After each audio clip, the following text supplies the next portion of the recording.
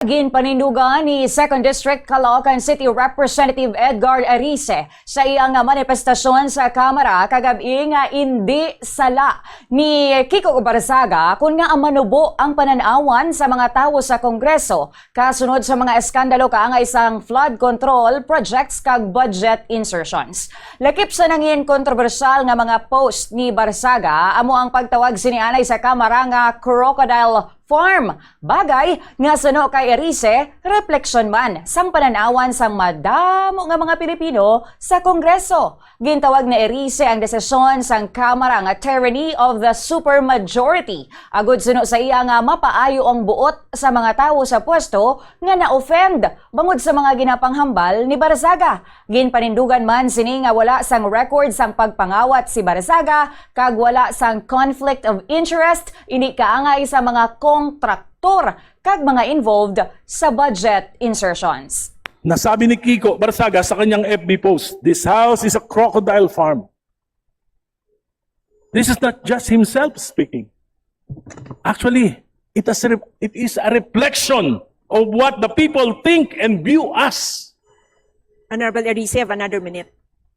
Sa South Lounge, sa Huntahan, hindi naman kinakaila, marami. Uusap-usap tayo. Ina-admit natin, hindi maganda ang tingin sa atin ng mamamayan after the flood control anomaly. Hindi kasalanan ni Kiko Barzaga kung buwaya at korap ang tingin ng maraming Pilipino sa atin. Hindi kasalanan ni Kiko kung mababa ang tingin sa Kongreso. Tayong lahat ay may pananagutan dito. Sa imaing ito, maraming aligasyon ng korupsyon. Yung ombudsman mismo ang nagsasabi, there are a lot of contractors dito sa Kamara, pero bakit hindi natin ito iniimbestigahan? Conflict of interest, anomalous budget and infrastructure, pork barrel, patronage politics using government funds, buntat ng mga political dynasties. Ngunit sa halip na linisin natin ang ating hanay at magbago sa ating mga gawi, pinili nating magalit, mainsulto at parusahan ng mga nagsasalita. Galit tayo, nasasaktan tayo sapagkat may kasabihan. Truth hurts.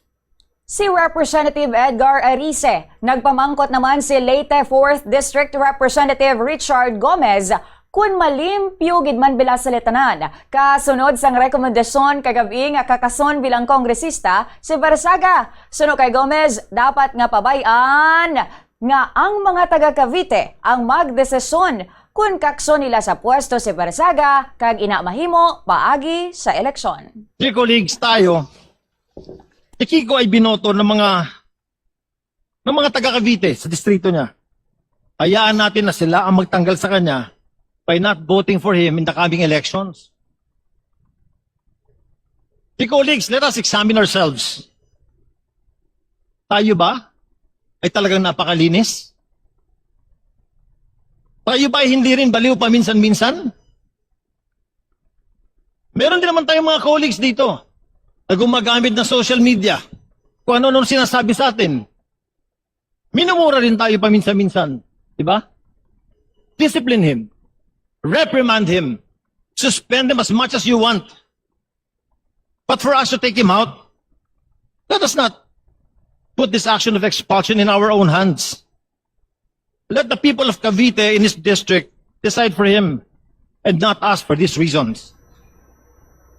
Si Representative Richard Gomez nga isa sa mga nagpamalabag sa pag-expel kay Kiko Barzaga.